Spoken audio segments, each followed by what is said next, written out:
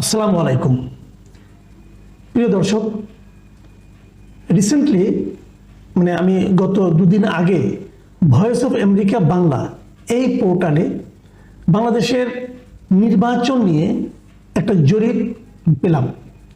সেই জরিপটা কিন্তু আমরা যেভাবে জরিপ করি অনলাইনে ইউটিউবে সেরকম না, তারা খুবই সিস্টেমেটিক ওয়েতে আগে যেভাবে জরিপ করা হতো, একটু দীর্ঘমেয়াদে জরিপগুলি করা হতো। আমরা তো মনে করেন ইউটিউবে করি, আজকে প্রশ্ন দিলাম, দুদিনের মধ্যে আমরা প্রচুর লোকের উত্তর পেয়ে যাই।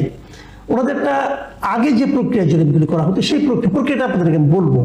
তারা একটা জরিপ করেছে এবং সেই জরিপটা তারা আসলে করেছে অক্টোবর মাস থেকে শুরু করেছে। তারা অক্টোবরের 13 থেকে অক্টোবরের 27 তারিখ এই সময়ে তারা জরিপটা করেছে।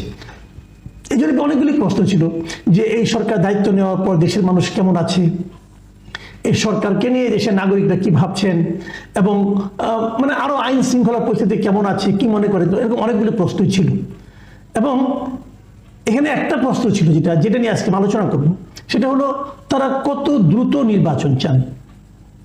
এবং এর সঙ্গে আরেকটা জিনিস রিলেটেড ছিল যে এই সরকার যে বিভিন্ন সংস্কারের কথা বলছেন, তারা এই সংস্কার সম্পর্কে কি ভাবছেন, তারা সংস্কারটা কত দিনের মধ্যে হওয়া দরকার বলে মনে করেন, অথবা এই সংস্কার আগে না নির্বাচন আগে, সংস্কারের জন্য নির্বাচনকে বিলম্বিত করা যায় কিনা, এই সমস্ত প্রসঙ্গও ছিল। আমি এই প্রসঙ্গগুলোর মধ্যেই আমার আজকের আলোচনা সীমাবদ্ধ রাখবো। তার আগে বলে নেই তারা এই জরিপটা কি প্রক্রিয়ায় করেছে সেটা আপনাদের একটু জানা দরকার। তারা কিছু সুনির্দিষ্ট প্রশ্নমালা রেখেছিল, সেই প্রশ্নমালার ভিত্তিতে কম্পিউটার অ্যাসিস্টেড টেলিফোন ইন্টারভিউইং এর মাধ্যমে দেশের 8টি বিভাগের 18 বছর বা তার বেশি বয়সী 1000 মানুষের মধ্যে এই জরিপটা করেছিল। এই যে বললাম কম্পিউটার অ্যাসিস্টেড টেলিফোন ইন্টারভিউ, এই জিনিসটা কি? এই জিনিসটা হলো কম্পিউটার ঠিক করে দিবে কোন নাম্বারে সে ফোন করবে। তারা অনেকগুলি ফোন নাম্বার ডাটা কম্পিউটারের মধ্যে ঢুকিয়ে দিয়েছে, কম্পিউটার ঠিক করছে যে কোন নাম্বারে আপনি রিং করবেন। তারা ওই নাম্বারে রিং করেছে এবং সেখান থেকে তারা উত্তরগুলো নিয়েছে এভাবে। তো এটাকে বলা হয় র্যান্ডম ডিজিটাল ডায়ালিং। এই র্যান্ডম ডিজিটাল ডায়ালিং পদ্ধতিতে তারা এই কাজটা করেছে। এবং আমাদের এখানকার একটা organization ORG Quest Research Limited, এদের সাহায্য নিয়ে তারা এই কাজটা করেছে, এদেরকে তারা এই কাজে নিয়োগ করা হয়েছিল। এবং একটা জরিপের সময় সবসময় কিন্তু কিছু এরর মার্জিন রাখা হয়, যে মার্জিন অফ এরর, কত পার্সেন্ট ভুল হতে পারে এই জরিপে, সেটাও তারা কিন্তু সবসময় যে কোনো আপনার অফিসিয়াল জরিপে, প্রথাগত যে জরিপগুলো হয় সারা দুনিয়াতে, সেখানে তারা প্রকাশ করেন। এইটাতে এররের মাত্রা হলো 3.1%, খুব বেশি একটা ভুল ভ্রান্তি এটা হবে না। এই হলো জরিপ সম্পর্কে একটা ধারণা দিলাম। এখন আসেন জরিপ প্রসঙ্গে। জরিপে কি বলা হয়েছে? জরিপে প্রশ্ন করা হয়েছিল, আমি যে প্রসঙ্গগুলো আসছি, নির্বাচন তারা কবের মধ্যে চায়। সেখানে দেখা গেছে বাংলাদেশের 61.1% মানুষ মনে করে 1 বছরের মধ্যেই আগামী জাতীয় নির্বাচন অনুষ্ঠিত হওয়া উচিত। মাথায় রাখবেন 61.1%, বেশ এটা বড় একটা অঙ্ক কিন্তু। তার বেশিরভাগ মানুষ মনে করে যে 1 বছরের মধ্যে নির্বাচনটা হওয়া উচিত। তো আরেকটা প্রশ্ন ছিল যে আপনারা সংস্কার চান কিনা, সংস্কার চাইলে সংস্কার আগে চান নাকি নির্বাচন আগে চান।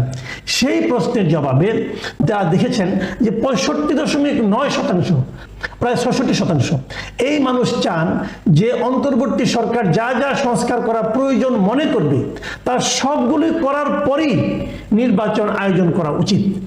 এখন প্রশ্ন হলো যে একদিকে বলছে 61% মানুষ চাচ্ছে যে 61% মানুষ চাচ্ছে যে 1 বছরের মধ্যে নির্বাচন হোক, আবার বলতেছে যে 65% অথবা 66% মানুষ চাচ্ছে যে যা যা সংস্কার তারা প্রয়োজন মনে করে করার সবগুলো করুক, তারপরে নির্বাচন দিক।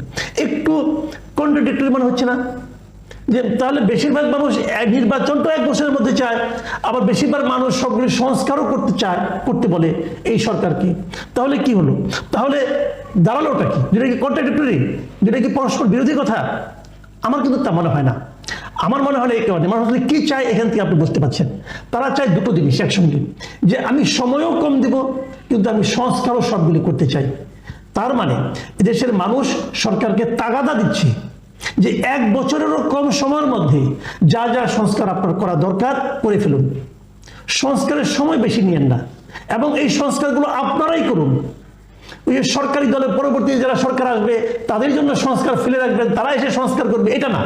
সংস্কারটা আপনারাই করুন। যেমন এখানে আরেকটা প্রশ্ন ছিল যে অনেকে বলছিল, অনেকে কিন্তু বলছে ইদানিং যে সব সংস্কার এদের করা দরকার কি, কিছু কিছু সংস্কার করুক, আর বা যেগুলি নির্বাচনের জন্য খুব প্রয়োজন সেগুলি করুক, আর বাকি কাজগুলো যে মানে রাজনৈতিক সরকার আসবে তারা করবে সংস্কারগুলো।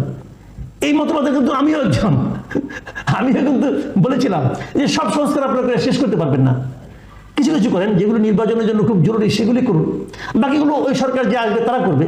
এই ধরনের কথা কিন্তু আমিও বলেছি। কিন্তু ইন্টারেস্টিং বিষয় হলো আমার এবং সহ যারা এগুলো ভাবেন, এই ধরনের চিন্তার লোক যারা লোকদের প্রতি মানুষের সমর্থন খুব একটা নাই। সাধারণ মানুষের এইটা দেখা গেছে এর পক্ষে আছে মাত্র 31.9%, মানে ধরলাম 32, রাউন্ড ফিগার যদি ধরি, মাত্র 32% মানুষ মনে করে যে গুরুত্বপূর্ণ সংস্কারগুলো এখন হোক, বাকিগুলো পরে হবে। আর 66% লোক মনে করছে, এই 66% মানুষ মনে করছে যে না, সব সংস্কার এরাই করবে। তার মানে আমি যেটা মনে করতাম সেটা বেশি মানুষ মনে করে না। কাজেই আমি মনে হয় এই মতবাদ নিয়ে আমার আর অগ্রসর হওয়ার দরকার নাই, যেহেতু মানুষ এটা মনে করে না। কিন্তু যেটা মানুষ চাচ্ছে সেটা কি, সেটা হলো সবগুলো সংস্কার করতে হবে। আবার তারা একইভাবে চাচ্ছে কি নির্বাচনটা তাড়াতাড়ি করতে হবে 1 বছরের মধ্যে। মানে হলো সরকার যেন সংস্কারগুলো তাড়াতাড়ি করে। সংস্কারের ব্যাপারে সরকার অথবা বিরোধী দল অথবা ছাত্ররা কে কি মনে করছে এই ব্যাপারে কিন্তু আমাদের মনে হয় একটু আলোচনা করা দরকার। এই কারণে আজকেও আমি দেখলাম একটা জিনিস, সেটা হলো জামাতে ইসলামের যে ওনাদের যে সেক্রেটারি জেনারেল অধ্যাপক মিয়া গোলাম পরওয়ার, উনি আজকে একটা মিটিং, মানিকগঞ্জে একটা মিটিং ছিল ওখানে উনি সেই মিটিংয়ে বলেছেন যে সংস্কার শেষে ডিসেম্বরের পর নির্বাচনের রোড ম্যাপ ঘোষণা করুন। তার মানে উনি আরো আগে চাচ্ছেন যে ডিসেম্বরের মধ্যে সংস্কার করেন, আপনি সংস্কার শেষে ডিসেম্বরের পর নির্বাচনের রোড ম্যাপ ঘোষণা করুন। মানে ডিসেম্বরের মধ্যে সংস্কার শেষ করুন, তবে ডিসেম্বরের পরে আপনারা রোড ম্যাপ ঘোষণা করেন যে কবে নির্বাচন দেবেন। তো ওনার এই বক্তব্যটা খুব একটা আমার কাছে গ্রহণযোগ্য মনে হয় না, কারণ সরকার তো কখনো বলে নাই যে ডিসেম্বরের মধ্যে সংস্কার হবে। সরকার যেটা বলেছে যে আমরা ওই সংস্কার কমিশন করে দিয়েছি, সেই সংস্কার কমিশনগুলো ডিসেম্বরের মধ্যে রিপোর্ট দেবে, এবং রিপোর্ট দেওয়ার পর তারপর তারা সংস্কার মানে ওইটা নিয়ে বসবে, পলিটিক্যাল পার্টিগুলির সঙ্গে বসবে, তারপরে আরো অংশীজনদের সঙ্গে বসবে, তারপরে তারা আলোচনা করবে। সেই বিবেচনায় আমার মনে হয় মিয়া গোলাম পরওয়ারের কথাগুলো খুব একটা হয়তো বা গ্রহণযোগ্য হবে না। কিন্তু এদিকে দেখেন আরেকটা বিষয় আমি বলি, সরকারের আরেকটা কথা আমি বলি আপনাদেরকে, যে সরকার কিন্তু বারবার বলেছে যে আমরা এখনই রোডম্যাপ ঘোষণা করা হয় নাই, কিন্তু তাদের পক্ষ থেকে তারা বলছে যে গণতান্ত্রিক রাষ্ট্র গঠনের জন্য প্রয়োজনীয় সংস্কারগুলো করার পরেই এই নির্বাচন অনুষ্ঠিত হবে, এবং অন্তর্বর্তী সরকারের কাছে প্রায়োরিটি হলো সংস্কার, আগে সংস্কার তারপরে নির্বাচন। কিন্তু আপনারা মাথায় আসে নিশ্চয়ই আপনাদেরকে, গত সেপ্টেম্বর মাসের 23 তারিখে রয়টার্সের সঙ্গে একটা ইন্টারভিউ দিয়েছিলেন সেনাপ্রধান। উনি বলেছিলেন 18 মাসের মধ্যে নির্বাচন করার জন্য। 18 মাস মানে যদি সেপ্টেম্বর হয়, সেপ্টেম্বর থেকে 18 মাস, তার মানে 2025-এর পরে আরো ধরেন আপনার সেপ্টেম্বর পরে ধরেন এখানে 3 মাস আর 3 মাস, মানে 2026-এর মার্চ এপ্রিল নাগাদ নির্বাচনের কথা উনি কিন্তু একটা দিক নির্দেশনা দিয়েছিলেন আমাদের সেনাপ্রধান। আবার ছাত্ররা কি বলছে, ছাত্ররা কিন্তু বারবার বলছে যে কেবলমাত্র একটা নির্বাচনের জন্য গণ অভ্যুত্থান হয়নি, আসলে ফ্যাসিবাদের যাতে আবির্ভাব না ঘটে সেই কাজগুলো করতে হবে, সেই জন্য প্রয়োজনীয় সংস্কারগুলো করতে হবে। মানে ছাত্ররা দীর্ঘ সময় চায়, ছাত্ররা চাচ্ছে যে আগে সংস্কার করেন তারপর আমরা নির্বাচনের কথা ভাববো। এদিকে সবশেষ এই নভেম্বর মাসের কয়েকদিন আগে 19 নভেম্বর বণিক বার্তা যে প্রকাশিত ইন্টারভিউটা ডক্টর ইউনূসের, সেখানে কিন্তু ডক্টর ইউনূস এক কথা বলেছে যে যদি রাজনৈতিক দলগুলো সংস্কার না চায় তাহলে তারা দ্রুত নির্বাচন করে ফেলবে।